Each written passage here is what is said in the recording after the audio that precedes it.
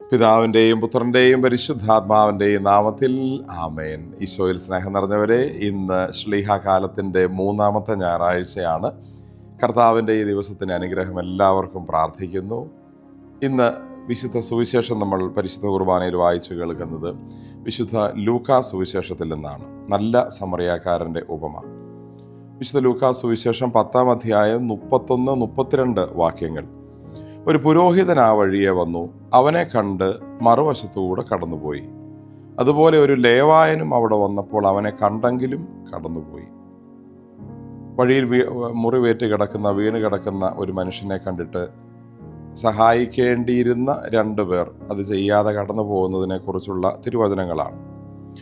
ചില ജോലികൾ ഏറ്റെടുക്കാതിരിക്കാൻ നാം പ്രത്യേകം ശ്രദ്ധിക്കാറുണ്ട്. ഈ 2 പേര്, പുരോഹിതനും ലേവായനും, അതുപോലെയാണ്.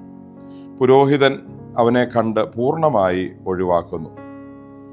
അവനെ കണ്ട് കടന്നുപോയി. കണ്ടു, പക്ഷെ ഒരു കരുണയും കാണിക്കാതെ കടന്നുപോയി എന്ന രീതിയിലാണ് അവനെ കണ്ട് കടന്നുപോയി എന്ന് പറഞ്ഞിരിക്കുന്നത്. ഒരു പക്ഷേ പുരോഹിതൻ ദേവാലയത്തിൽ ബലിയർപ്പിക്കാൻ പോവുകയായിരിക്കാം. അക്കാലത്ത് യഹൂദ ചിന്താഗതി അനുസരിച്ച് രക്തം അതിൽ സ്പർശിച്ചിട്ടൊക്കെ പോകുന്നത് ബലിയർപ്പണത്തിന് തടസ്സമാകുമോ എന്ന ചിന്തയായിരിക്കാം അദ്ദേഹത്തെ അതിൽ നിന്ന് പിന്തിരിപ്പിച്ചത്. അങ്ങനെ നിയമപരമായ നിയമാനുഷ്ഠാനത്തിന് പ്രാധാന്യം കൊടുത്ത ഒരു പുരോഹിതൻ കരുണ കാണിക്കാൻ മറന്ന് കടന്നു പോകുന്നു. ലേവായൻ ദേവാലയ ശുശ്രൂഷയാണ്. അവൻ ദേവാലയത്തോട് ചേർന്ന് നിന്ന് ശുശ്രൂഷ ചെയ്യുന്നു. പക്ഷേ അവനെ കണ്ടെങ്കിലും കടന്നുപോയി. കണ്ട് ഒരു പക്ഷേ അവന് ചെയ്യാനൊരു മനസ്സുണ്ടായിരുന്നു. പക്ഷേ അവൻ്റെ ജോലി അവനോട് പറയുന്ന കാര്യങ്ങൾ ചെയ്യാൻ താമസിക്കുമല്ലോ എന്ന് കരുതി ഒരു പക്ഷേ അവൻ പോയി. ഇവർക്ക് 2 പേർക്കും പറയാൻ അവരവരുടേതായ കാരണങ്ങളും ന്യായീകരണങ്ങളും ഒക്കെ ഉണ്ടായിരുന്നു. പക്ഷെ ദൈവം അവരിൽ നിന്ന് ആഗ്രഹിച്ചത് അവർ ആ വഴിയിൽ കിടന്ന മനുഷ്യനോട് കരുണ കാണിക്കും എന്നൊരു ആഗ്രഹം, പ്രതീക്ഷ അവരെക്കുറിച്ച് ദൈവം പുലർത്തിയിരുന്നു. പുരോഹിതനും ലേവായനും ഒരു പക്ഷേ ഇങ്ങനെ ചിന്തിച്ചിരിക്കാം, ഞാൻ ഇവിടെ നിന്നാൽ, അല്ലെങ്കിൽ ഇവിടെ ഇവനെ സഹായിക്കാൻ വേണ്ടി ഇവിടെ ഇറങ്ങിയാൽ എനിക്കെന്ത് സംഭവിക്കും? എൻ്റെ ദേവാലയത്തിലെ തിരുക്കർമ്മങ്ങൾ മുടങ്ങും, പുരോഹിത ശുശ്രൂഷ മുടങ്ങും. ലേവായനും ഒരു പക്ഷേ അങ്ങനെ ചിന്തിച്ചു കാണും, ഞാൻ പോയില്ലെങ്കിൽ ബലിയർപ്പണത്തിൻ്റെ കാര്യങ്ങൾക്ക് എന്ത് ചെയ്യും? അവിടെ ശുശ്രൂഷ മുടങ്ങുമല്ലോ. എന്നാൽ പിന്നാലെ വന്ന സമറിയാക്കാരൻ ചിന്തിച്ചത് നേരെ വിപരീതമായിട്ടാണ്. അവൻ ചിന്തിച്ചു, ഞാൻ ഇവിടെ ഇറങ്ങിയില്ലെങ്കിൽ ഈ പാവം മനുഷ്യൻ എന്ത് സംഭവിക്കും?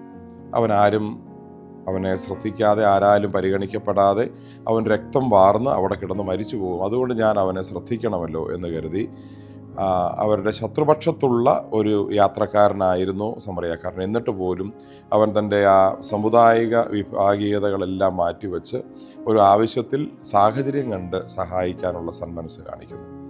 പുരോഹിതനും ലേവായനും തങ്ങൾക്ക് എന്ത് സംഭവിക്കുമെന്ന് ചിന്തിച്ചപ്പോൾ സമറിയാക്കാരൻ ചിന്തിച്ചത്, ഞാൻ ഇവനെ സഹായിച്ചില്ലെങ്കിൽ ഈ മനുഷ്യൻ എന്ത് സംഭവിക്കും എന്നായിരുന്നു.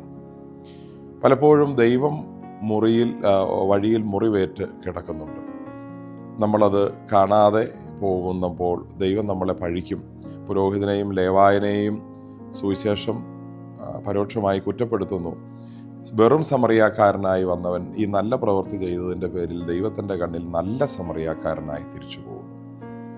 ദൈവത്തിൻ്റെ പ്രതിനിധികളായി മുറിവേറ്റ്, പല രീതിയിൽ ആക്രമിക്കപ്പെട്ട് മുറിവേറ്റ് നമ്മുടെ സഹായം പ്രതീക്ഷിച്ച് കഴിയുന്നവർക്കെല്ലാം കരുണയോടെ നമ്മുടെ സഹായം കൊടുക്കാനായിട്ട് നമുക്ക് പരിശ്രമിക്കാം. ദൈവം നമ്മുടെ പേരിനോടും നല്ല എന്ന് ചേർത്ത് വിളിക്കാനിടയാകട്ടെ. കാരണം ഈശോ പറഞ്ഞു, ഈ ചെറിയവരിൽ ഒരുവന് നിങ്ങളത് ചെയ്തു കൊടുത്തപ്പോൾ എനിക്ക് തന്നെയാണ് ചെയ്തത്. ആമേൻ.